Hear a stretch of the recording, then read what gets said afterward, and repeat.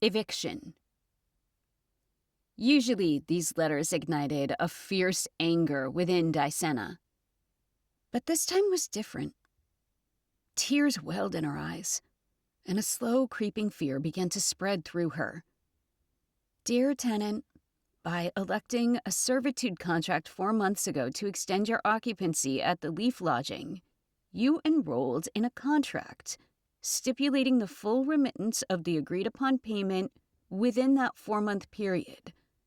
As of the present date, a period of 1 month remains. This correspondence serves as formal notification that failure to render the remaining balance owed to the Leaf Lodging in its entirety within this final month will necessitate a term of servitude lasting for an approximate duration of 3 years. Due date: the second conjunction of Thal, Yulin, and Eris. May you always remain abundant and fertile. The Leaf Lodging. Deana's gaze remained fixed on the letter lying beside her on the thin floor mat. She absent-mindedly rubbed her green bald head, a careful touch to avoid triggering the retraction of her thick antennae. These sensitive receptors were seldom used in her safe and uncomplicated life, a life now threatened by the words on this page. Her fingers trailed down her temple, past the concealed ear openings beneath the skin flaps. The whiskers flanking her slightly prominent nose twitched. Deana had meticulously adhered to the Mycorian way, the path that promised prosperity. She had completed her schooling. Her diet consisted of the specific fruits and vegetables that maintained her fertility and egg viability. Her every effort had been directed towards securing the traditional rewards: a home, a mate, and offspring. Her current residence, the Leaf Lodging, was a testament to her social standing, a privilege enjoyed by only a small percentage of those in her life stage.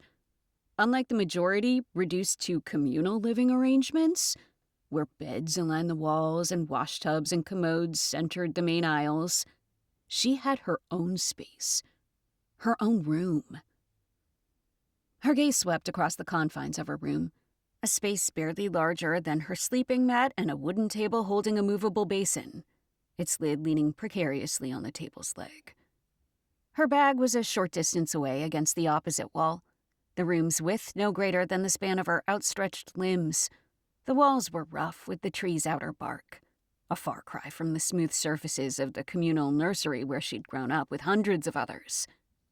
Here, the walls were patched haphazardly with mushroom paste, filling the room and hallways with its roasted scent. The smell had been strong when she first moved in 3 seasons ago, but now she barely noticed it, even though her simple sack dress and roped belt were saturated with it. Cleaning the smell off was pointless. It would immediately return upon re-entering the building. Despite the persistent smell, Deana knew she was fortunate to live in the Leaf Lodging, unique for its slit windows in every room. The building's narrow design featured rooms along the outer edges of each floor, with a zigzagged hallway running through the center. Her small window offered a striking vista across the Great Mushroom's landscape. More than the view or the private space, it was her solid door, not the flimsy spider silk curtains common elsewhere, that had been a source of immense joy. She remembered the countless times she'd opened it and closed it, savoring her privacy. She had cherished this door. Now, she hated it. Deana stared at the letter. Returning with fresh water after emptying her basin, she had noticed yet another letter affixed to her door. Another letter. The landlord's increasingly frequent letters served as a constant reminder of the impending rent deadline. She was well aware of the date, of course. She acutely tracked it through the dance of the 3 moons, Thal, Yulin, and Eris, their alignments marking the passage of days, weeks, and months. She was doing everything she could to gather the funds, but the season's meager earnings barely covered the cost of torpid cups, leaving little for food and water. and her food choices were crucial to maintain her fertility. Thus, the rest of her earnings went to that. But she was only fooling herself. Her fertility wasn't the issue. She had plenty of eggs ready for fertilization. The true problem was the insensitivity of her nub. Deana lifted her sack dress and frowned at the offending appendage. It sat there, its domed shape prominent in her genital area. She wasn't even wearing a torpid cup at the moment to suppress the sensitivity of anything slightly brushing against it. Without the cup, both males and females would be instantly aroused, losing all sense of thought but one: to breed. Therefore, buying the expensive and very necessary torpid cup was vital to protect this pleasure center. Unfortunately, the fragile cup, formed from layers of eggshells, only provided a week of protection before disintegrating and demanding immediate repurchase. Its replacement was essential. While females experienced instant arousal from touch or even the brush of fabric, males had a slit on their nubs, from which their penis would emerge after about 20 seconds to a minute of rubbing.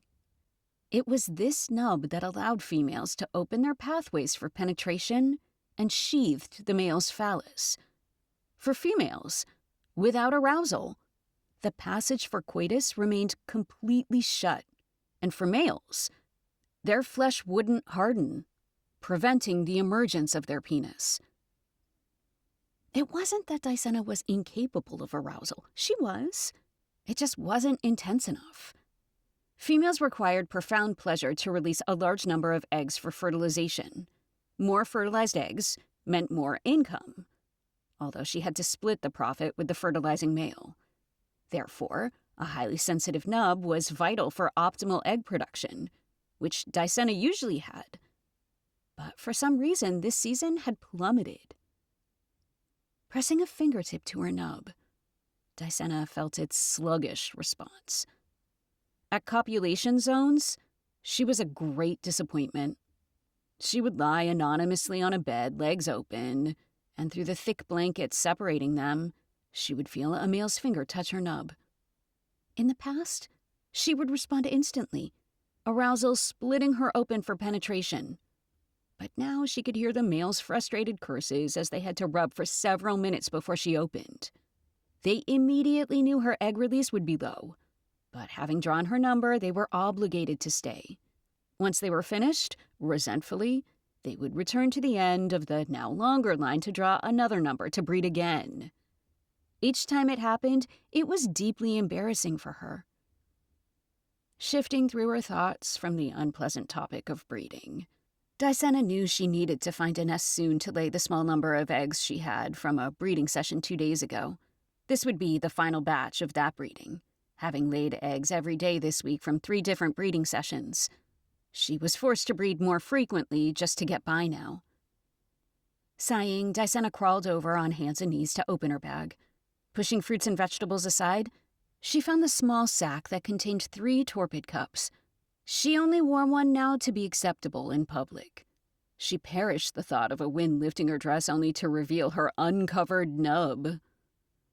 Pulling one of the cups from the nestled bunch, she licked the extended brim, which encircled the cup, and placed it on her nub. She didn't have to use the forceps, which helped to carefully guide the cup over the pleasure center without touching the sensitive nub. The wet brim of the cup immediately sealed to her skin, staying secure and reusable for the week. She glanced from the torpid cup to her closed door, resisting the urge to look at the letter again. Maybe she could extend her time a bit more. She only had half a year left before she changed from her breeding stage to her mating stage. She had made it this far. Maybe something would change in her to allow her to reproduce like she once had.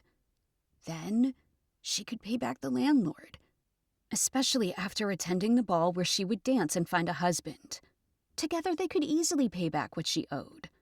Her thoughts drifted to the captivating music and stunning gowns of the ball, that magical night where lifelong mates were forged.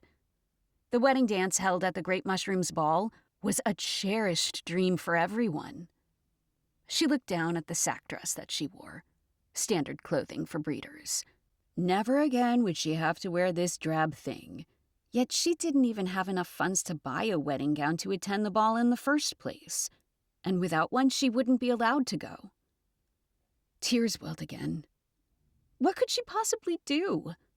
Should she attempt to persuade the landlord to grant her another extension?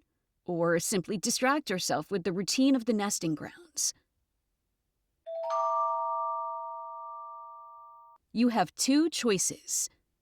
Go to the landlord, or go to the nesting grounds.